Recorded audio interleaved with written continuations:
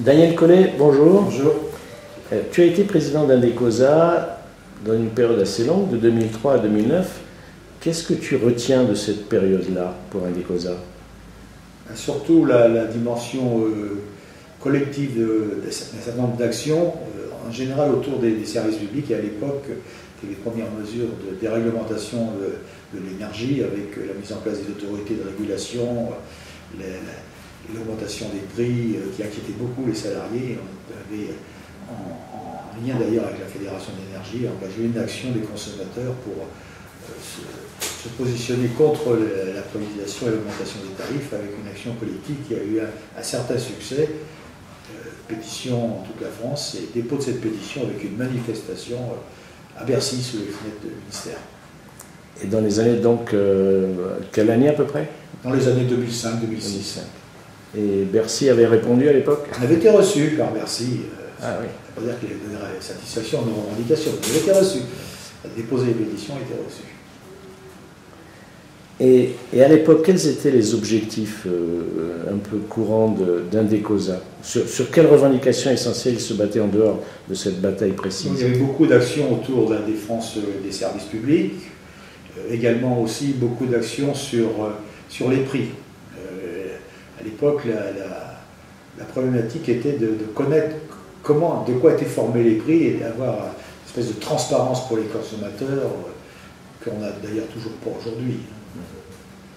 Et de ton souvenir, comment était reçu Indecosa par les autres institutions? À l'époque, on avait des relations avec les associations françaises au travers de Conso-France à l'époque, je ne sais même plus si ça existe toujours. Et donc, on a des relations assez constructives avec des associations un peu de même origine que nous, qui sont soit liées au mouvement syndical, les associations liées au mouvement démocratique. Je pense que c'était nécessaire, je pense toujours aujourd'hui nécessaire d'avoir une réflexion sur comment on peut être plus efficace pour agir tous dans le même sens, mais quand même assez compliqué avec, au niveau européen, ou des consommateurs qui n'ont pas forcément la même notion, qui sont plus sur la comparaison des prix, qui sont liés aux marques, aux magasins, ce qui n'est pas du tout avec d'autres cultures. Ah oui, c'est-à-dire plus service que revendicatif. Plus service que revendicatif. Et avec la CGT? Les organisations de la CGT? Avec les organisations de la CGT. Ce qui m'a surpris, pendant mes 3 ans, enfin 6 ans de présidence, ici, j'ai souvent pas été beaucoup embêté par la CGT pour me demander ce qu'on faisait. Ça, on peut l'interpréter de diverses manières. Oui, une confiance dans l'association, mais bon, ça se passait très bien, hein, c'est pas ça grave. Moi, j'appréciais beaucoup, quand j'étais président, j'avais passé la moitié de mon temps dans les départements, dans les associations. Parce que je pense que c'est là qu'il faut construire le conseil d'administration ici. Quand on tenait les réunions du conseil d'administration d'Indecosa, bien sûr, la préoccupation du développement d'Indecosa était omniprésente. Et très souvent, les camarades présentaient la CGT comme quelque chose, l'obstacle, parce qu'ils n'y arrivaient pas à travailler. J'ai dit, c'est parce que vous y prenez mal. Si vous appelez un secrétaire d'UD ou un secrétaire général de syndicat pour lui parler de questions de consommation alors qu'il est déjà débordé, qu'il a une grève, qu'il ne sait déjà pas où donner de la tête, c'est compliqué. Si vous vous adressez comme ça directement à l'organisation pour dire il faut que vous nous apportiez les réponses, ça ne marchera pas. Il faut trouver le moyen de prendre le temps à un autre moment. C'était pareil pour les actions d'Indecosa, quand Indecosa prenait des initiatives, et encore en plan national. Si on arrive à un moment où le mouvement syndical est préoccupé par la préparation d'une manifestation, d'une journée d'action, c'est évident que sa première préoccupation, ça va être celle-là, ça ne va pas être celle d'Indecosa. Donc il faut trouver les moments, le bon endroit et la bonne manière de le faire pour intéresser directement les salariés, consommateurs et les syndiqués pour qu'ils aient un regard sur Indecosa, de se connaître, et pour que Indecosa apparaisse quelque chose qui apporte un plus au syndicat, et pas quelque chose qui va être une charge en supplémentaire. C'est pas si simple que ça. Bien sûr. D'autant plus que souvent, l'acte de consommation n'est pas sur le lieu de travail, il est en dehors. Le dernier colloque sur le pouvoir d'achat, consommation, justice sociale, il y a eu beaucoup d'organisations CGT, la Fédé des métallurgies, la Fédé des finances. C'est bien, j'ai vu ça.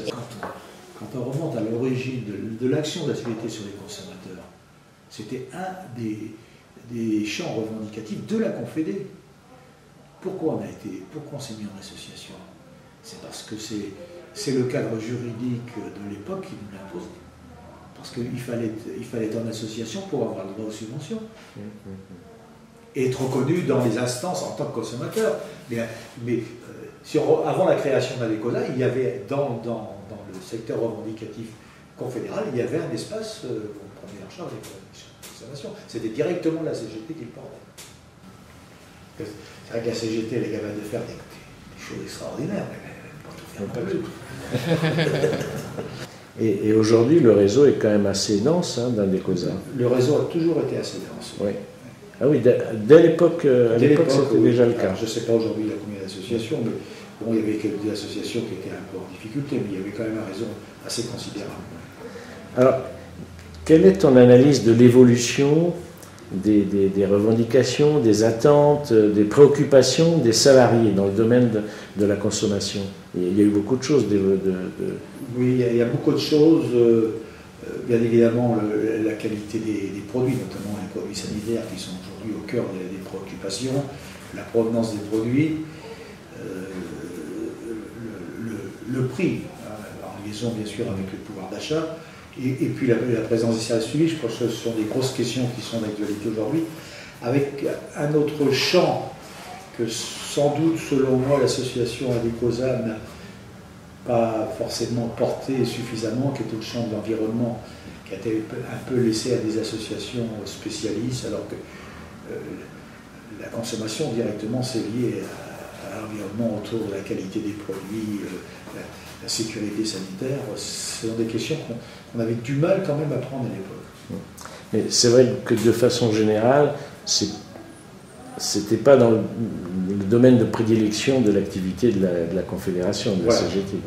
Donc Adecosa, c'est toute son originalité d'avoir abordé des domaines qui ne sont pas ceux traditionnels de la CGT. Et alors, à ton avis, quelles ont été et quelles sont peut-être toujours les difficultés pour renforcer les associations d'Adecosa? Les difficultés, je pense qu'on a une grande chance, c'est qu'on a un réseau potentiel d'adhérents de plus de 600 000 personnes. Personne ne peut revendiquer autant, puisque tous les syndiqués sont de l'association. Même on peut en avoir un peu plus si on élargit le champ des adhérents. Et en même temps, comme on est dans la maison CGT, les militants d'Adecosa pensent que naturellement la CGT va leur apporter des forces. Ça ne fonctionne pas comme ça. D'une part parce que je pense que les militants de la CGT engagés dans le champ syndical, ils sont déjà surbookés de responsabilités et de tâches. Et donc si on veut alimenter le réseau Adecosa, il faut toucher beaucoup plus largement qu'on ne le fait les adhérents dans les entreprises, les syndiqués CGT, parce que je pense qu'il y a beaucoup de syndiqués CGT qui sont préoccupés par les questions de consommation et d'environnement, qui ne veulent pas forcément s'engager pour être délégué syndical. Mais il faut pouvoir s'adresser à tous ces syndiqués pour pouvoir d'abord les faire connaître, parce qu'il y a beaucoup malheureusement qui ne connaissent même pas l'association, qui ne connaissent pas ce que ça peut leur apporter, et de ce fait, on ne tire pas tout le potentiel qu'on pourrait tirer de la base militante et des adhérents de la CGT. Alors, quel regard portes-tu sur Adecosa aujourd'hui? Bon, tu es en dehors de l'activité de responsabilité, mais j'imagine que tu as toujours des liens très forts avec Adecosa. J'en ai des liens parce que souvent, comme je tenais encore il y a quelques mois des permanences dans l'union locale CGT de Saint-Malo, tous les dossiers Adecosa, appelez Daniel Collet. Ah oui. Donc c'est naturel. Je pense que c'est une association qui qui fonctionne bien, mais qui a encore besoin de se développer. Mais le chemin de son développement, je pense qu'il y a ce que je disais par rapport au lien avec l'association, le lien avec les syndiqués CGT qu'il faut travailler. Et puis il y a aussi quand même, je pense qu'on a trop laissé le champ environnement, cadre de vie à des associations spécialisées. Et que ça relève de la consommation et du monde du travail.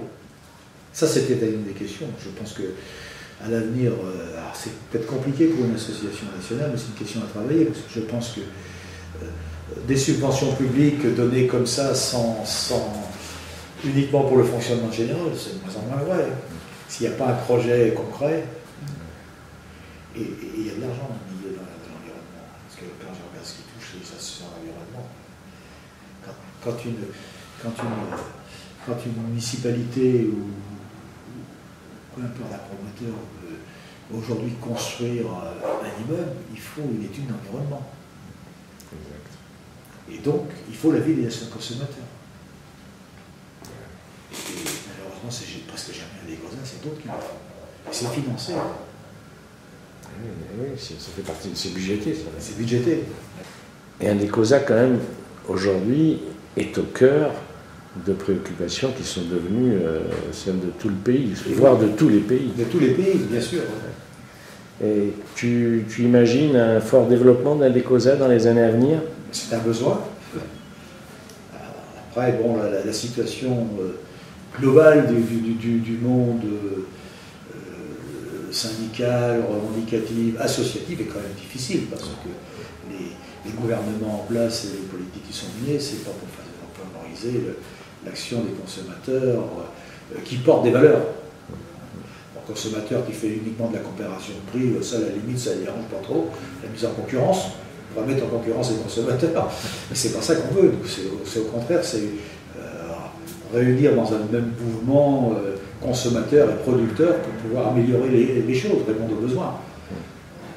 Ce qu'est la nature même d'Indecosa.